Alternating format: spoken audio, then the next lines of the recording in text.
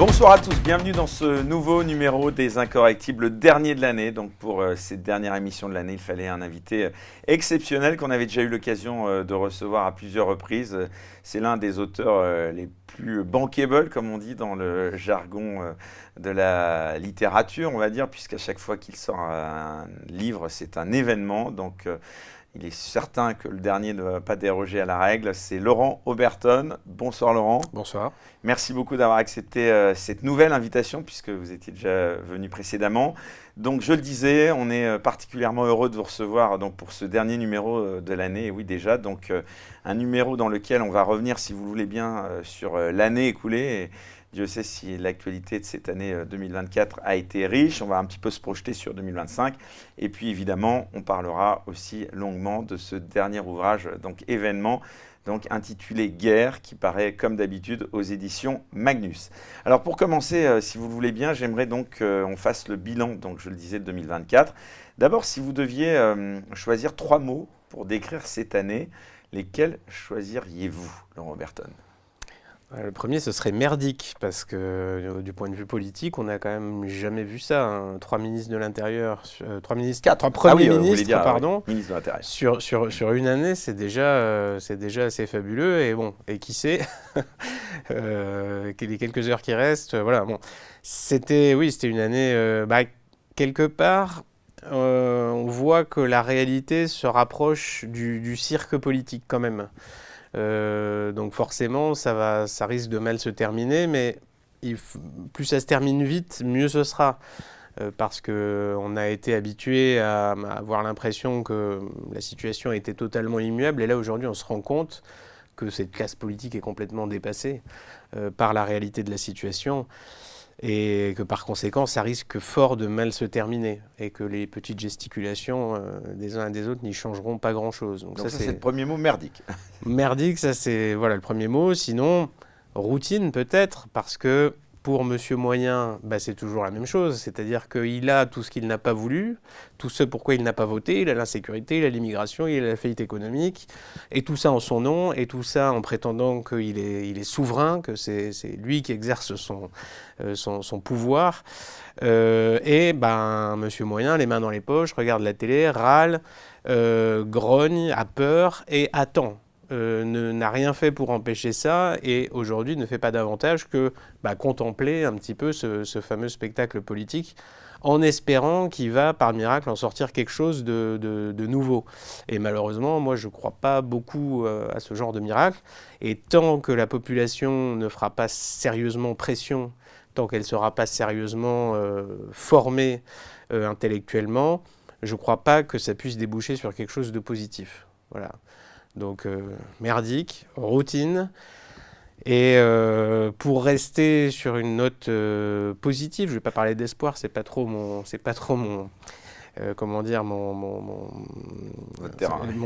terrain exactement. Plutôt garder un espoir raisonnable. Je sais que ça fait 2 mots, mais bon, c'est important de rester dans la raison. Les choses, malgré tout, évoluent quand même assez vite. Il y a quand même une prise de conscience assez profonde, voilà, un sursaut.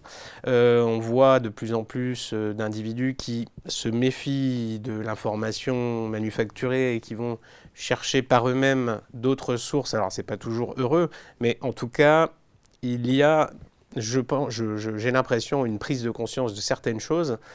Et ça peut aller assez vite, parce qu'il y a certes une inertie dans l'opinion. Les gens sont souvent des suiveurs, c'est-à-dire qu'ils vont regarder ce que pense le voisin, leur groupe, ce qu'on attend d'eux. Mais quand il y a un mouvement de fond dans l'opinion, ça peut tourner très rapidement. Donc ça, c'est pour l'aspect meilleur vœu, on va dire, de ma vision des choses. Quelle est selon vous la personnalité de l'année en France ? La personnalité en France, c'est assez compliqué. Si j'étais le New York Times, j'aurais pu dire Trump sans problème, mais en France, c'est plus difficile.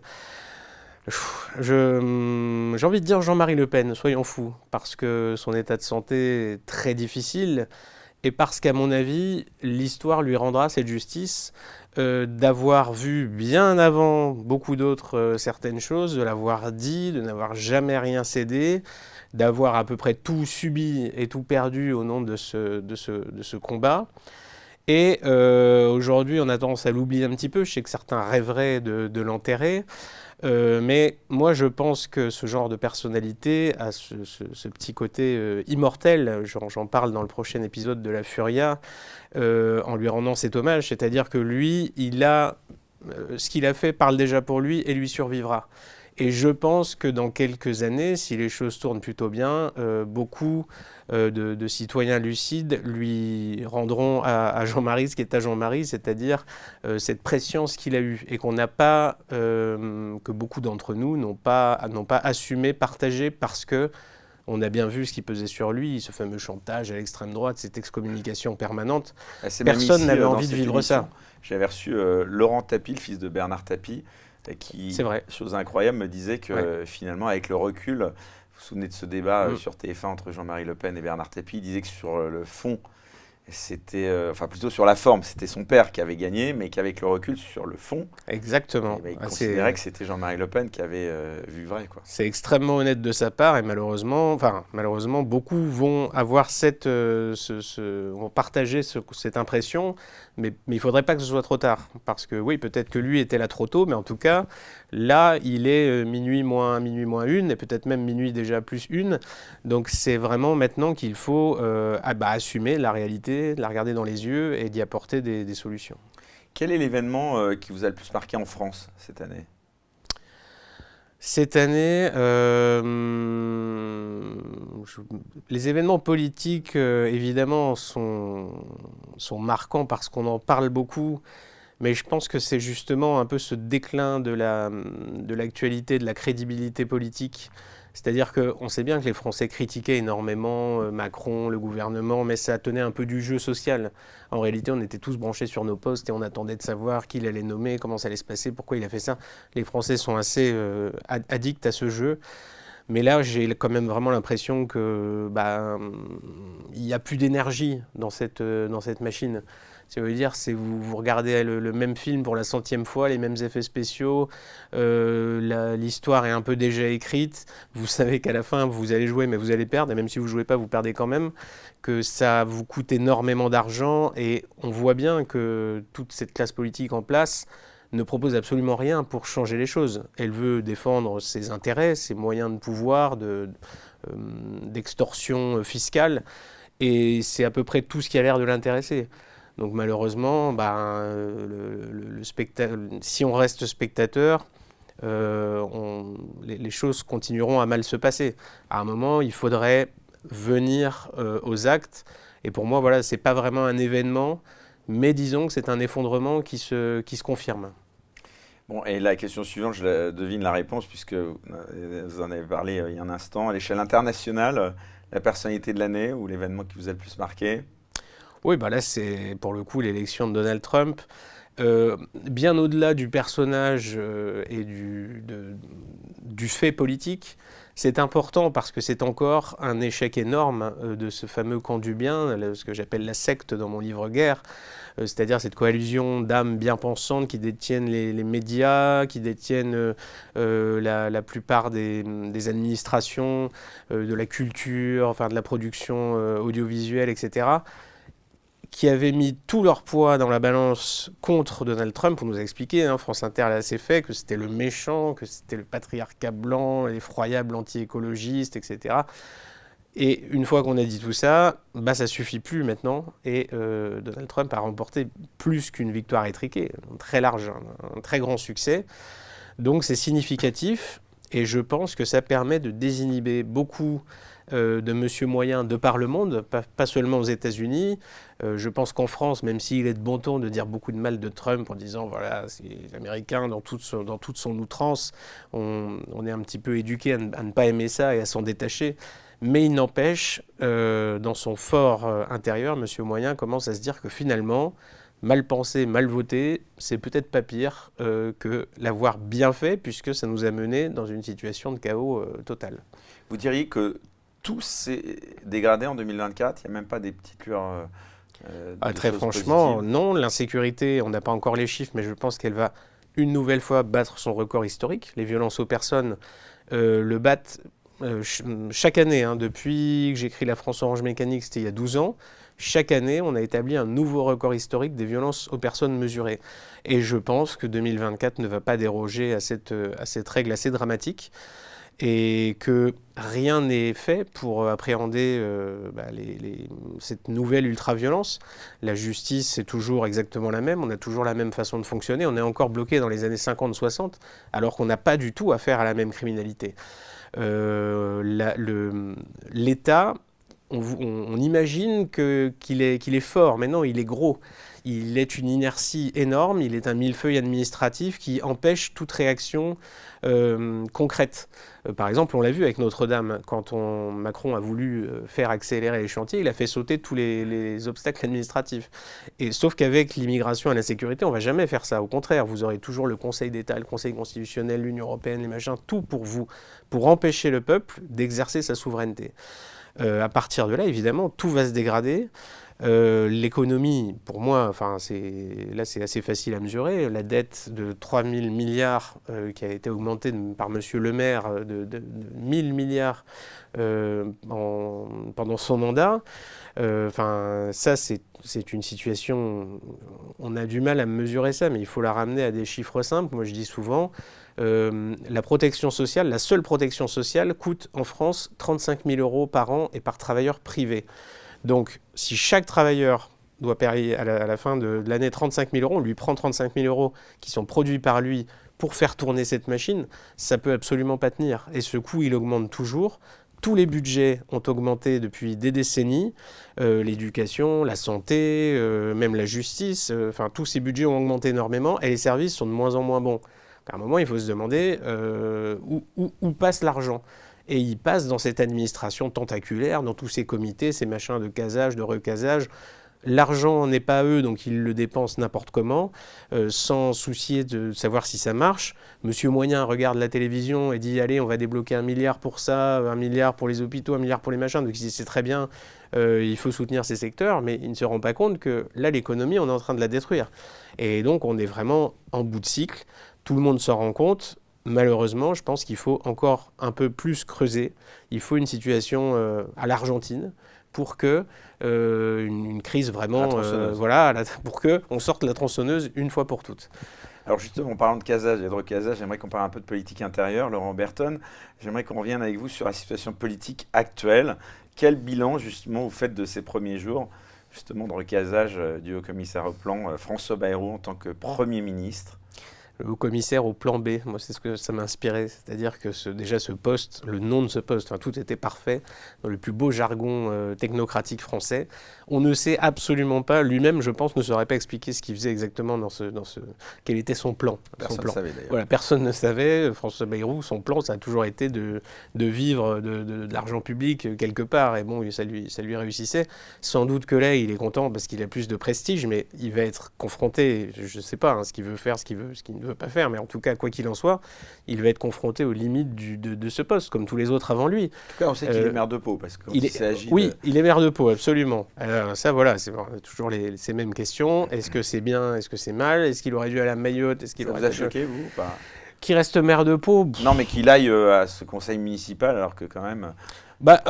après, c'est toujours cette double mission un peu ambiguë, c'est qu'on ne sait jamais si ces gens sont vraiment là pour faire de la représentation et donc aller, quitte à un peu gêner les opérations de secours, etc., aller se montrer sur le terrain pour dire « Regardez, je suis là, je vous aime bien », prendre des photos avec des enfants, ou alors est-ce qu'il faut vraiment qu'ils travaillent et on n'a jamais vraiment tranché. Depuis Chirac, je sais que les présidents ou les autorités aiment bien faire ça, aiment bien se montrer en disant on va faire des choses, et en sous-main, il ne se passe pas grand-chose. Je préférerais à la limite qu'il travaille d'arrache-pied de son côté, mais après, voilà, c'est choix personnel. Je pense que s'il reste maire de Pau, c'est parce que peut-être il pressent que sa carrière va être, va être de très courte durée.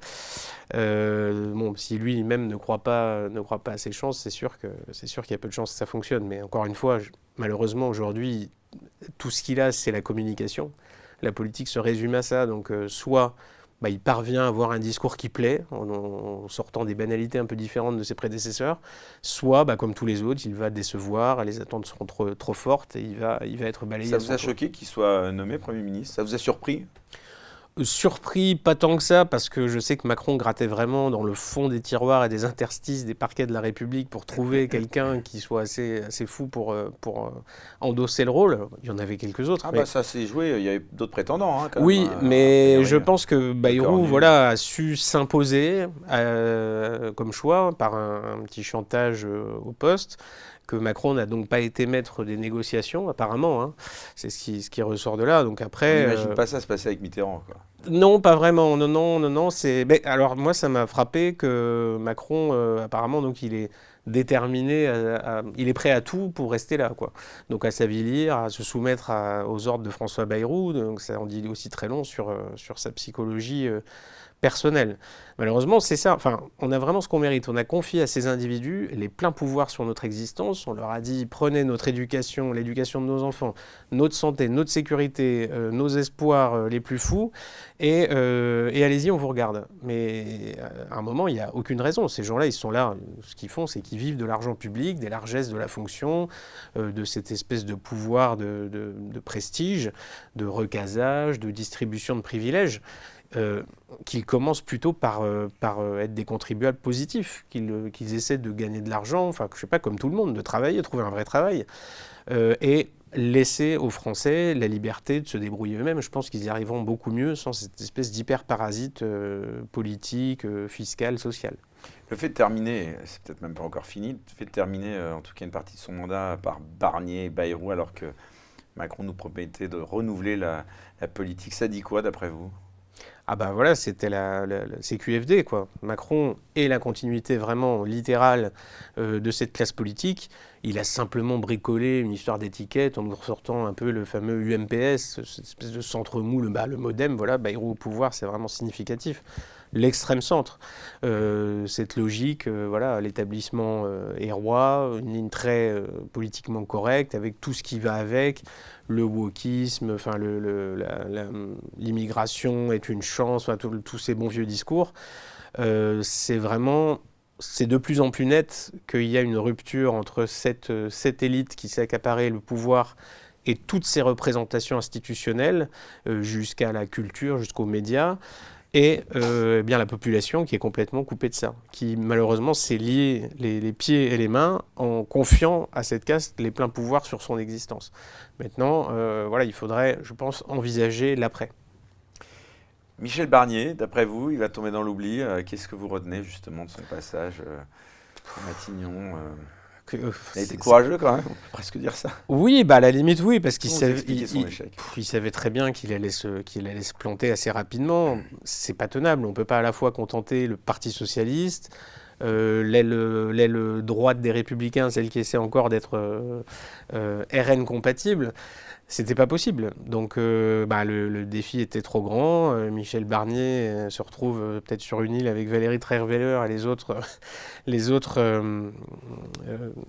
grands brûlés de la République, oui. Mais aucun souci pour eux. Et sur l'immigration, ça partait plutôt pas trop mal avec Barnier quand même. Ben voilà, alors encore une fois, il était obligé de donner quelques gages, mais la vie politique française est beaucoup trop clivante. La représentation nationale ne permet plus ça. Si vous choisissez un camp, vous ne serez pas majoritaire, vous allez dégager. Et si vous restez dans un entre-deux un peu flou, il risque de vous arriver la même chose, parce que c'est pas possible. Au bout d'un moment, il faut faire des choses. Il faut au moins faire semblant de les faire, et ça déplaira quoi qu'il arrive. Bon, donc c'est très difficile. C'est une bonne stratégie à vos yeux que le RN ait fait tomber ce gouvernement? Ça, c'est pareil, c'est difficile à dire. Ce genre de calcul politique, je sais, honnêtement, je sais pas. Bayrou, vous trouvez que c'est mieux que Barnier? Ah non, mais moi, de toute façon, je trouve que Bayrou, Barnier ou personne, c'était même mieux. C'est ça, je pense que on n'est jamais aussi bien gouverné que quand on ne l'est pas ces dernières années. Parce que les gouvernants doivent faire des choses et feront systématiquement des choses qui vont aggraver la situation. Toujours plus d'impôts, de taxes, de machins, des réglementations complètement asphyxiantes. Donc il vaut mieux pas. Moi, j'enviais beaucoup les Belges quand ils n'avaient pas de gouvernement, parce que finalement, ça tournait. Ouais, là, c'est le retour de la politique politicienne avec tout ce que ça... Complètement. Et malheureusement, on est vraiment pris en otage de ça, alors qu'il y a des choses graves dans ce pays. Je vous disais l'insécurité tout à l'heure. les violences, les coups et blessures déclarés font 1 million de blessés par an, un peu plus d'1 million de blessés.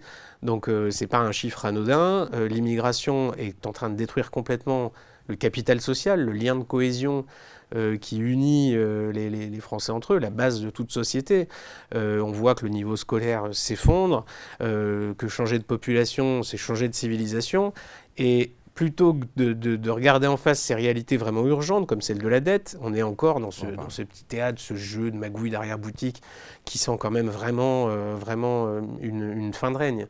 Je pense qu'il faudrait vraiment retirer à la politique l'essentiel de ses pouvoirs, que ces gouvernants qui prétendent agir pour le bien commun se contentent d'assumer leur mission régalienne, la contrôle des frontières et assurer la sécurité des individus. S'ils n'en sont pas capables, ils le disent et ils disparaissent. Et voilà. Quel bilan vous faites de ces dissolutions au final ? On sent bien que Macron calcule des choses, que sûrement qu'il ne peut pas tout prévoir. On a beau dire que tout est calculé à chaque fois. Moi, je ne crois pas trop à cette théorie. Je pense qu'il fait un peu ce qu'il peut avec ce qu'il a. Lui, il est toujours là. Il a l'air d'être très heureux. Il ira au bout de son mandat. Il aura été 2 fois président. Il ne ferait pas de nouvelle dissolution avant 2027. Enfin. Non, mais après, voilà, il est peut-être capable de nous sortir de nouvelles surprises. Si la situation est vraiment verrouillée, si Bayrou, par exemple, se fait dégager, c'est sûr que ce sera plus difficile de continuer à dire je vais renommer un gouvernement. Et non, à un moment, il faudra sûrement qu'il en tire quand même les conséquences. Il n'aura plus vraiment le choix. Un petit mot de la dette là que vous évoquiez, parce que, comme vous le disiez, vous n'êtes pas forcément optimiste. Vous craignez un effondrement financier de la France, du pays ? Ah oui, c'est très possible parce que on y est déjà. Voilà, les taux qui remontent, il suffit de très peu de choses, d'une dégradation de telle agence, de tel secteur qui vraiment va à l'asphyxie, et boum, le château de cartes s'effondre. Ça tient déjà un peu par miracle. Et c'est une charge, cette dette qui est considérable. Je crois qu'on est à 4 ou 5 000 euros par travailleur privé par an, uniquement pour absorber les intérêts de la dette. Donc c'est absolument gigantesque. Et ça, on ne mesure pas que on le fait reposer sur nos enfants. On ne veut pas mettre les retraités à contribution, d'accord, mais on va en payer le prix. La France va être économiquement à l'agonie pendant encore des décennies, si on continue comme ça. C'est quoi la solution ? Comment rétablir les finances publiques d'après vous ? Moi, je pense qu'il faudrait que l'État se désengage massivement de pans entiers de l'économie. Il faudrait que les retraites soient capitalisées, que chacun, encore une fois, retrouve le sens des responsabilités, ne pas croire que la Sécu fait des miracles. Elle n'en fait pas, elle fait disparaître beaucoup d'argent, mais vraiment, ça coûte très cher et les résultats ne sont pas là. Donc, il faudrait qu'on retrouve l'habitude de se débrouiller, que les gens qui s'assurent eux-mêmes, que ça coûterait sans doute moins cher, ce serait plus efficace, et ce, dans tous les pans de l'économie classique. L'État, en s'ingérant partout, fait beaucoup plus de mal que de bien. Et voilà, si on veut, je pense, rendre à ce pays ses poumons économiques, il faut arrêter de taxer le travail comme on le fait. Aujourd'hui, le travail, je vous le disais tout à l'heure, 35 000 euros par travailleur privé par an, c'est pas possible. Rendons l'argent aux gens qui le produisent. Ils l'investiront sûrement beaucoup mieux que nos brillants énarques. Moi, je préfère, par exemple, qu'il y ait des gens très riches comme Elon Musk et qui investissent leur argent à leur façon, plutôt qu'on confie cet argent à des François Hollande ou des Thierry Breton. On voit très bien ce qu'ils en font.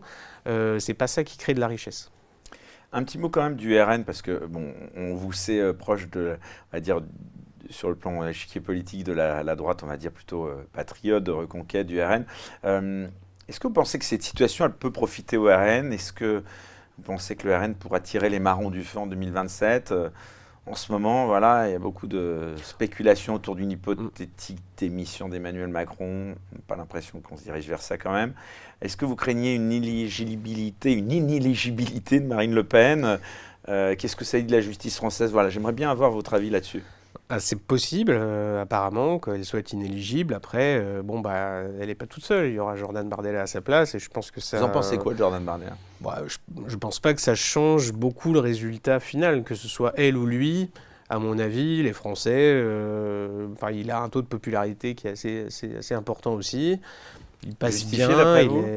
Ça, je ne sais pas, je ne le connais pas personnellement. Encore une fois, le problème de la politique, c'est qu'on a affaire à des acteurs. Ce sont des professionnels de l'image, c'est leur métier. Donc allez savoir ce qu'ils pensent au fond, leur motivation fondamentale, je pense que c'est le pouvoir, comme tous les êtres humains. Est-ce qu'ils ont... Je ne vous consulte pas les politiques, parce que vous êtes aussi journaliste, on le disait. Ça m'est arrivé, mais je préfère pas trop, moi, m'essayer à ça, parce que on ne sait pas qui on sert. Comme je vous le dis, qui nous dit que si, je sais pas, un tel arrive demain au pouvoir, bah, ça va pas comme tous les autres, il va pas être dévoré par ce pouvoir, parce que bah, vous êtes le chef d'État, vous avez des responsabilités incroyables, un pouvoir conséquent, tout le monde s'aplatit devant vous, et c'est difficile, enfin ça monte à la tête de beaucoup de personnes, et finalement, après, on travaille plus que pour ce pouvoir, pour la grandeur de soi, et on oublie vite les petits principes, les gens qui ont voté pour nous, qui ont placé leurs espoirs. Et donc c'est très difficile de Trump, présumer voilà, Trump à la française, non, vous n'en voyez pas sur non, mais il y a de la place. Très concrètement, si quelqu'un arrive un petit peu comme Milei en disant on va tronçonner tout ça, il y a de la place. Parce que le RN ne le fait pas vraiment. Le RN est un peu pris dans cette ambiguïté de dire effectivement l'immigration, la sécurité, ça suffit. Mais sur le plan économique, il a du mal à se départir de son ancien logiciel assez social.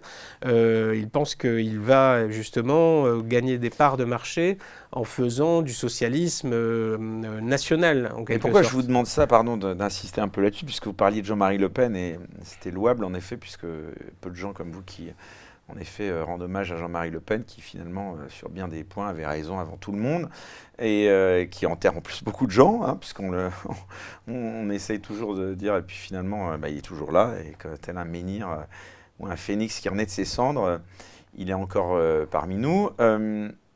Vous trouvez que le RN est resté dans cette filiation ou au contraire a rompu totalement avec Jean-Marie Le Pen Il y a eu des ruptures, il y a de la continuité sur ce... Plutôt Éric Zemmour, vous voyez comme la continuité de Jean-Marie Le Pen aujourd'hui Oui, je pense qu'il est plus proche de l'époque Le Pen, l'époque des années 90 où il y avait un certain libéralisme, un réganisme même. Cette normalisation voilà. finalement, Trump, on voit bien que ce qui lui a réussi, c'est justement exactement. de ne pas tomber dans il a réussi à rester frontal en se disant que c'est comme ça que ça passe ou ça casse. Et ça a très bien passé. Et malheureusement, un des pièges de la dédiabolisation, c'est qu'à la fin, vous devenez une sorte de Manuel Valls bis, quoi. Et bah, les électeurs ne voient plus trop l'intérêt. Et là, dans une situation qui est la nôtre, il y a une demande, pas nécessairement de radicalité ou d'excès, mais simplement de choses très claires, de politiques de rupture, qui n'ont plus rien à voir avec le système en place. C'est pas simplement, on veut pas juste changer 2 ou 3 noms sur l'organigramme et imaginer que ça va aller mieux. Mais encore une fois, c'est très difficile de présumer de la valeur des individus. Sarah Knafo, là, par exemple, récemment, de l'avis de tous, a fait une remarquable entrée en politique. Ah oui. Quel regard vous portez sur elle ? Non, mais elle est manifestement très douée. Ce qu'elle dit est toujours assez percutant. Donc, et là, ces codes, je pense, de notre génération qui avons un peu la maîtrise de la punchline, hein, comme on dit. Elle connaît manifestement ses dossiers. Encore une fois, je ne peux pas présumer de ce qu'elle en fera si tout ça, c'est bien pour accéder au pouvoir. Mais entre accéder et faire, il y a un monde. Moi, c'est comme si quelqu'un vous donne un CV ou une lettre de motivation qui est très bien tournée. Vous dites, oh là là, cette superbe lettre de motivation, il fait éloge de ses qualités, il dit qu'il est vraiment quelqu'un de très bien, qu'il a beaucoup de talent. Mais tant que vous ne l'avez pas vu à l'œuvre, tant que vous ne l'avez pas mis à l'épreuve, vous ne savez pas.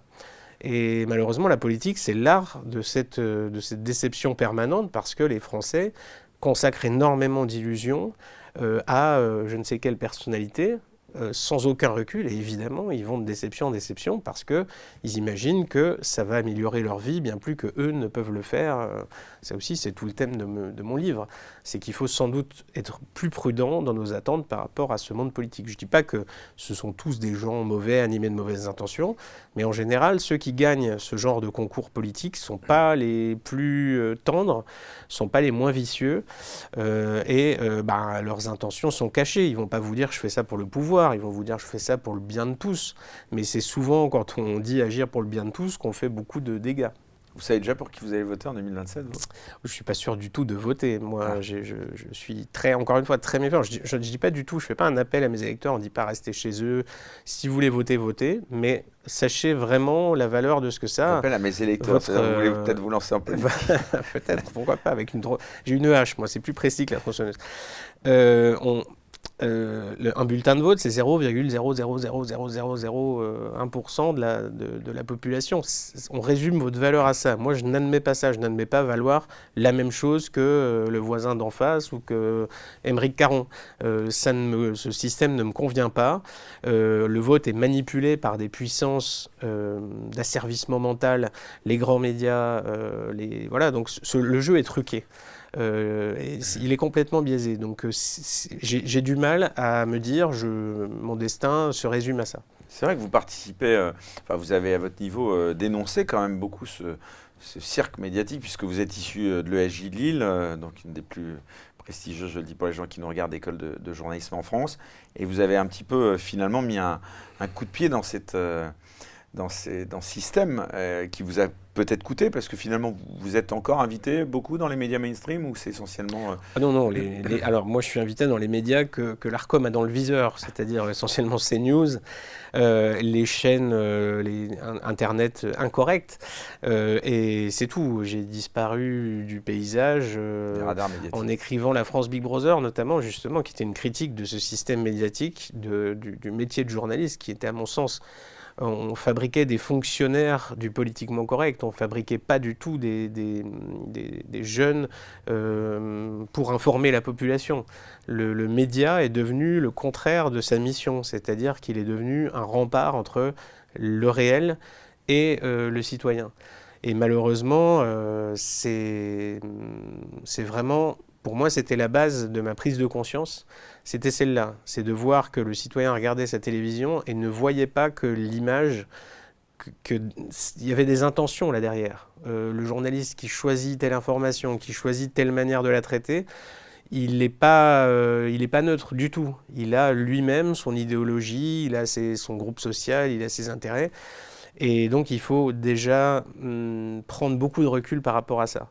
Et c'est la première étape de la prise de conscience que ce jeu qu'on dit démocrate est totalement truqué et biaisé au profit de ceux qui en détiennent les instruments de propagande, c'est peut-être c'est pas un si grand mot que ça, mais en tout cas d'expression publique, on va dire.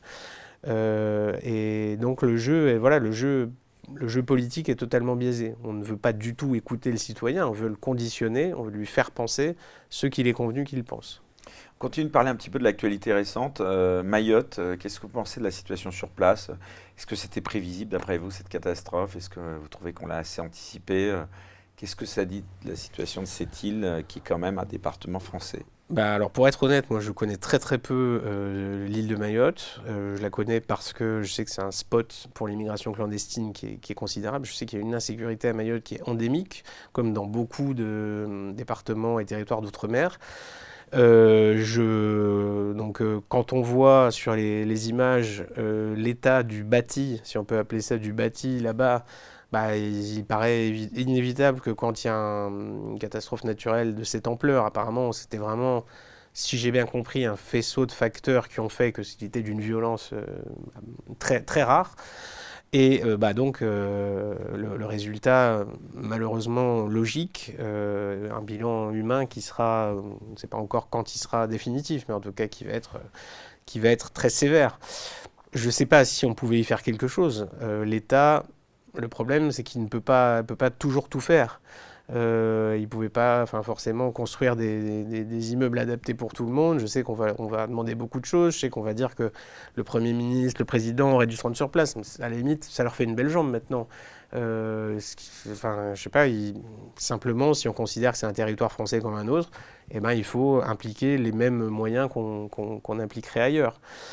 Voilà, que dire de plus? Sinon, ça me rappelle aussi Saint-Martin qui avait été touché il y a quelques années de cela par un événement comparable. Et évidemment, ces populations, ces territoires ont beaucoup plus de mal à s'en relever. Et voilà, le peu d'économie qui existait là-bas sera impacté pendant des décennies. En parlant de Mayotte et d'insécurité, justement, qu'est-ce que vous pensez de la situation en France? Sur En métropole, on va dire. sur l'insécurité, ben, elle est moins pire que celle d'outre-mer. L'outre-mer détient les records dans des violences aux personnes, des homicides, des violences sexuelles. Mais celles en métropole ont atteint elles-mêmes, ont battu leur propre record ces dernières années à plusieurs reprises. On est à peu près à 1000 blessés par jour, 230 violences sexuelles, et ce sont vraiment les plaintes déposées. Sachant que les plaintes déposées, c'est vraiment une part très ténue de la réalité. Beaucoup de victimes ne portent pas plainte. Un viol, par exemple, on sait qu'un violeur sur 100 à peu près est condamné par la justice un jour. Donc vous voyez le vertige que ça donne. Énormément de victimes ne portent pas plainte, énormément d'affaires sont classées. Donc il y a une sensation d'impunité qui est massive, et ça on parle de viol, donc imaginez les petites affaires de délinquance, on voit il suffit d'aller dans les tribunaux pour voir des multirécidivistes qui sortent de là, qui ont 70 mentions à leur casier. Ils ont été condamnés 70 fois et on leur donne encore un petit bracelet électronique et on leur donne un contrôle judiciaire. À un moment, cette minorité, en fait, c'est vraiment ce qui est frappant, c'est que ceux qui commettent la majorité des actes criminels, c'est une petite minorité criminelle endurcie. Et si on ne se donne pas les moyens de la retrancher du paysage, avec des prisons un peu sérieuses, où les prisons aujourd'hui sont des écoles du crime, sont même pires que ça, parce que les gangs organisent leur trafic depuis les prisons. Maintenant, il faut savoir que les trafiquants envoient de la main-d'œuvre au test de recrutement des agents de la pénitentiaire, pour avoir renforcé leur présence dans ces lieux. C'est-à-dire qu'ils contrôlent certaines prisons. Donc en prison, il y a les téléphones, on gère les trafics, on a les connexions, on a même la drogue en prison, on a tout ce qu'il faut. Donc si on ne se décide pas à réellement réformer sérieusement tout ça, on n'a aucune chance d'améliorer les choses. Les prisons débordent aujourd'hui, on n'expulse pas les délinquants ou criminels étrangers, on n'expulse pas les OQTF, tous les voyants sont au rouge cramoisi. Justement, là on parle de bilan de l'année 2024, cette année les drames comme celui de Philippines, est-ce que ça vous a encore choqué ou ça vous choque même plus? C'est terrible de dire ça. Mais... Ouais, il y a vraiment cette colère froide, cette impression de déjà-vu. Moi, chaque matin, quand je regarde, j'ai mes réseaux, je reçois des vous informez comment, d'ailleurs? J'ai énormément de réseaux policiers depuis la France Orange Mécanique, donc ils savent bien qu'eux, ils peuvent pas, ils n'ont pas le droit, de dire ce qu'ils voient, ce qu'ils subissent. Donc, ils passent les messages à ceux qui peuvent le faire à leur place. Mais j'en reçois tellement que je peux pas, ça demanderait un travail, il me faudrait une équipe. Le mois de novembre, dernier, j'ai recensé tous les faits graves et j'en avais pour 15 pages Word. C'est vraiment aberrant. Et des faits, il y a des meurtres, des crimes, la boîte de nuit, le coup de couteau, pour rien, on ne sait pas, il l'a regardé, il lui a demandé une cigarette et il y a 3 morts par jour à peu près. Vous diriez que les responsables politiques sont responsables justement de ces morts? Oui, moi sans hésiter, je parle de complicité. Parce que le déni, déjà, le fait de non, c'est pas si grave, sentiment d'insécurité, ça fait des décennies qu'on entend ça. Ouais. Les OQTF, Macron avait promis 100% d'exécution des OQTF, on doit être à 6 ou 7% à peu près. Il y a le déni, il y a l'inaction, c'est une faillite. Et vraiment, continuer à criminaliser les inquiétudes des Français, à leur dire mais vous faites le jeu de on sait qui, vous exagérez, c'est pas si grave, ça a toujours existé, c'est absolument se rendre complice du crime. C'est ce que je dénonçais dans Orange Mécanique, et on ne pouvait pas en parler sur les plateaux de télé, parce que sinon vous étiez le méchant, le raciste, celui qui jette de l'huile sur le feu, etc. Mais pardon, il y a un feu, je montre qu'il y a un feu. Et c'est un devoir qu'on doit accomplir. Il y a une prise de conscience des Français aujourd'hui? Oui, les Français, pour le coup, je pense qu'ils sont très très peu à se bercer d'illusions. Ils ont ça sous les yeux tous les jours. Par contre, la déconnexion avec le monde politique est incroyable et vraiment massive. Parce que eux, ils sont prisonniers dans leur groupe moral. Si François Bayrou se met à dire oui, non, on va taper un grand coup de poing sur la table, il faut, voilà, oui, il y a un lien avec l'immigration, oui, il faut restreindre telle immigration, ce sera levé de bouclier, son propre camp va dire oh, François, mais qu'est-ce qui lui arrive? Donc il ne peut pas le faire, il ne peut pas faire ça. Il a ses obligations politiques qui le mènent avant l'intérêt général. Et c'est encore une fois ce que je reproche à cette classe politique, c'est que ses intérêts particuliers, la ligne du parti prime sur la base. Et c'est vrai aussi pour la France insoumise, par exemple. Monsieur Mélenchon qui dit toujours que la créolisation heureuse, etc. Mais dans ses rangs à lui, il y a les mêmes inquiétudes et le même scepticisme. On dénonce aussi le laxisme judiciaire, cette immigration de quantité délirante. S'ils n'en prennent pas compte, ils sont amenés à se prendre des roustes électorales. C'est la moindre des choses. J'espère plus même que ça. J'espère qu'ils ne pourront pas se maintenir à leur poste et continuer à briller par leur inaction. Parce que les victimes s'empilent. Je n'ai pas comptabilisé depuis la France Orange Mécanique, mais je vous dis, 1 million de blessés par an. Beaucoup trop de victimes. En tout cas, Bruno Retailleau semble beaucoup gesticuler. Ouais. Bon, qu'est-ce que vous pensez de l'action de ce ministre de l'Intérieur? Pas démissionnaire. Je crois que c'est le 7e ministre de l'Intérieur depuis la France Orange Mécanique et tous tenaient ce même discours. De fermeté. Fermeté, le menton levé, voilà, se rend sur place, condamne avec fermeté. Le classique, on va voter des textes, la justice, un mot qui revient très souvent quand n'importe quelle affaire, le ministre en parle, il va dire, ils seront jugés avec la plus grande sévérité. Mais M. Retailleau, comme tous ses prédécesseurs, n'est pas juge. C'est pas lui qui sera au tribunal à ce moment-là. C'est pas non plus lui qui sera en chambre d'appel. C'est pas lui qui sera le juge d'application des peines qui décidera si la peine, comment elle est exécutée, comment elle est aménagée, etc. Donc finalement, il parle, il incarne cette posture d'autorité que les Français aiment bien, ça fonctionne. Les Français ont toujours trouvé que les ministres de l'Intérieur étaient très populaires. Non, parce que concrètement, il ne peut pas. Il peut dire ce qu'il veut. Quand il y a un projet de loi qui sort, il est retoqué par le Conseil constitutionnel. Donc terminé, merci d'être venu. Tout ce que l'Intérieur, c'est vraiment le chef de la police. Donc c'est très limitant. C'est pas lui qui va décider des sanctions derrière. La justice, le garde des Sceaux pourrait dire il faut être plus ferme. D'ailleurs, il le fait. C'est vrai que Dupond-Moretti avait un petit peu raison sur ce point. Des consignes de fermeté étaient passées aux magistrats. Mais ça ne suffit pas. On est encore vraiment loin d'appréhender la situation de la sécurité dans dans l'ampleur de la catastrophe. Tout à l'heure, vous parliez un petit peu de Notre-Dame par rapport au blibu-boulga administratif, tous les verrous qui avaient sauté. Comment est-ce que vous avez vécu la réouverture de cette cathédrale? Alors, je ne l'ai pas vécu physiquement. J'ai vu passer quelques images. Vous pensez que c'était possible? Oui, encore une fois, impossible n'est pas français à partir du moment où il n'y a pas l'administration. C'est ça, l'administration nous prive d'énormément de possibles. On a dans ce pays des travailleurs de grande qualité, des gens très qualifiés, qui sont brillants. Laissons-les s'exprimer. J'ai été évidemment agacé parce que on voit les images, on voit quoi? On voit le couple Macron qui remonte vers l'hôtel comme si c'était le mariage du couple Macron. À un moment, c'est exprimé d'ailleurs. C'est pas eux. C'est pas eux. L'argent était un argent privé. Les gens qui ont fait ce travail étaient de brillants artisans et travailleurs français. Il fallait leur laisser toute la visibilité. C'était pas la peine de venir faire cette parade politicienne là au milieu. Ça n'a aucun sens. Mais bon, ça malheureusement c'est comme ça. C'est le jeu. Mais en tout cas, la France a été cette grandeur. Elle a su bâtir ce genre de chef-d'œuvre. Il y a quand même pas loin de 1000 ans, ce qui prouvait que déjà à l'époque, c'était pas rien. 8 siècles avant la République, c'est toujours bon de le rappeler, la France existait quand même déjà, avait déjà des travailleurs d'une grande qualité qui avaient beaucoup moins de technique que maintenant. En plus, c'était extrêmement délicat et était capable de bâtir, de faire de très grandes choses.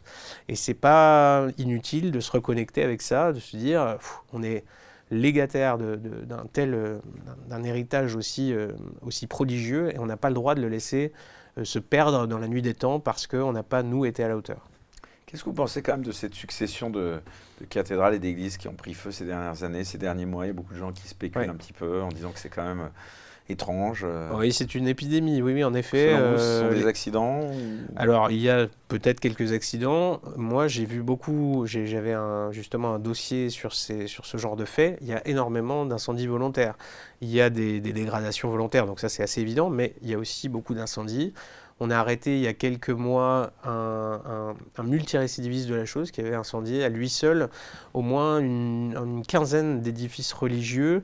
Je crois que c'était dans l'ouest de la France. Ou dans le nord, je ne sais plus, en tout cas par là, et on sait bien qu'il va être libéré rapidement, qu'il l'avait déjà été, qu'il avait déjà récidivé. À partir du moment où vous avez ce genre d'individus comme ça qui sont un peu livrés à eux-mêmes, bah oui, c'est facile, les églises sont souvent ouvertes, c'est très facile d'aller mettre le feu dedans, et l'église n'a pas que des amis, ça c'est assez évident. Donc c'est pas trop étonnant, mais encore une fois, on n'aime pas s'apesantir à ce sujet. D'ailleurs, Notre-Dame, je pense qu'on ne saura jamais, on ne nous dira jamais en tout cas ce qui a pu se passer là-dedans.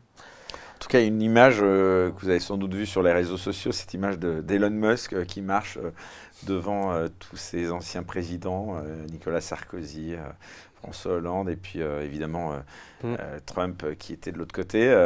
Ça vous inspire quoi, Elon Musk? C'est intéressant parce que vraiment on sent que voilà, lui c'est l'entrepreneur qui était fait tout seul, il a bâti des fortunes considérables justement en faisant assez peu de cas des standards.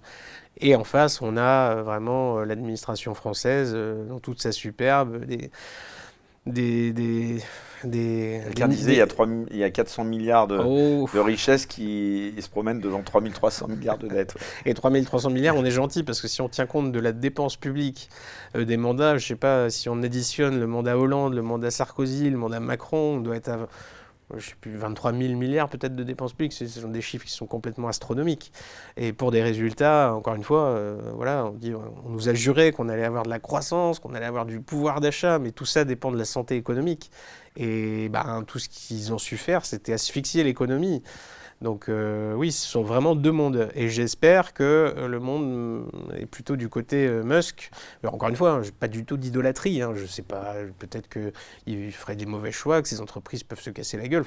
Mais en tout cas, il ne joue pas avec mon argent, il ne m'oblige pas à le payer. Donc ça, déjà, ça me va très bien. Qu'est-ce que vous pensez de ce qu'il a fait de Twitter, enfin X? Moi, il me semble, hein, j'étais vous informez via X? J'étais sur X avant lui et après lui, donc j'ai vu un peu la transition. Depuis que c'est lui qui est aux affaires, moi je crois pas avoir été emmerdé sur X. Je sais pas les modérateurs français comment ils sont nommés, je sais pas comment ça fonctionne. Vous êtes très actif sur X? Ouais. Oui, assez actif. Je dois avoir 140 000 abonnés et quelques aujourd'hui. Et j'en ai pris beaucoup. Et c'est vrai je trouve, c'est un endroit où on peut vraiment dire les choses sans craindre ce côté censure. Enfin, Facebook, par exemple, j'ai aussi une page Facebook, mais qui est à l'arrêt parce que dès que vous publiez quelque chose qui ne va pas dans le sens je sais pas, du progressisme triomphant, on vous le fait savoir, on vous suspend votre truc, on vous restreint votre visibilité. C'est une censure très vicieuse, c'est-à-dire que plus personne ne vous voit. Vous pouvez toujours parler, mais c'est comme si vous n'existiez pas. Instagram aussi, pas mal de problèmes avec des contenus à risque. Comme par hasard, Meta. Donc oui, voilà, c'est la même chose. Donc tant qu'il y a des Musk, je suis très content. Et d'ailleurs, c'est assez significatif que beaucoup de gros comptes de gauche aient fui cette plateforme parce qu'ils se rendent bien compte que quand, dans des conditions de débat libre, ils ne sont pas gagnants. Quand on ne peut plus menacer, censurer, faire chanter, ça ne marche plus. Donc ils sont allés se mettre entre eux et c'est assez significatif. On va parler un petit peu de la scène internationale, justement en parlant de Donald Trump. Est-ce que vous pensez que son élection va faire changer les choses, va avoir des conséquences sur le plan international notables? Alors ça, c'est pareil, c'est un mystère. Il a évidemment, lui, son intérêt, ce serait qu'il résolve la crise au Proche-Orient, que la guerre en Ukraine... Qu'est-ce que vous pensez de sa position vis-à-vis d'Israël, par exemple?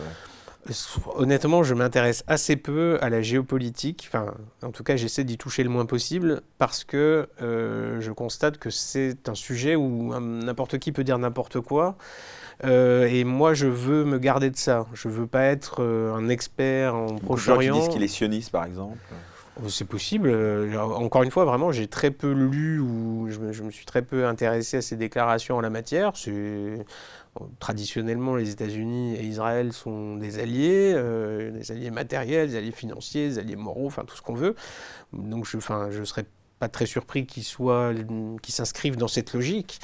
Mais encore une fois, ces sujets-là, je trouve qu'on a assez d'emmerdes sur notre petit hexagone pour présumer de ce qu'il va faire, de ce qu'il ne va pas faire. Il y a trop d'intérêts sous-jacents, voilà, de choses que je ne sais pas à mon humble niveau, pour avoir des certitudes en la matière. En tout cas, Trump, dans son intérêt,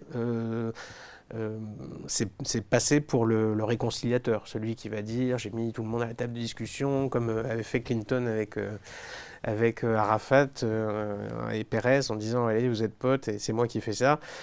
Ce sera pour la photographie. Bon, le monde est ce qu'il est, les hommes sont ce qu'ils sont. Il ne va pas mettre fin à toutes les guerres, il ne va pas faire de miracle.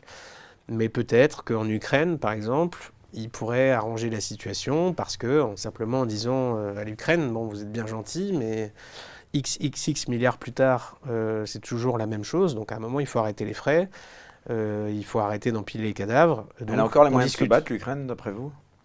Elle a les moyens qu'on lui donne, je pense, parce que, à mon avis, ça ne tient qu'à ça. On entend dire que Zelensky est si populaire que ça. Ça, alors encore une fois, c'est très difficile à dire. J'imagine que lui, il prétendra qu'il est très populaire, que les instituts de sondage officiels aussi. Mais dans les faits, je pense que tout le monde en a marre de voir les forces vives du pays se faire saigner pour ce conflit de chefs d'État. Encore une fois, c'est toujours pareil. Ce sont les intérêts de Poutine contre les intérêts de Zelensky. Et bon, vous pensez que Netanyahou doit être jugé, par exemple? La plupart des chefs d'État sont des criminels. De par leur nature. Emmanuel Macron a envoyé des troupes aussi dans certains pays. Ces troupes ont tué. Peut-être qu'il y a des meurtres qui ont été commandités, j'en sais rien. En tout cas, sous François Hollande, sous Sarkozy, sous Chirac, donc, à partir de là, quand on est dirigeant d'un État, on est toujours un peu obligé de se rendre comptable d'exactions.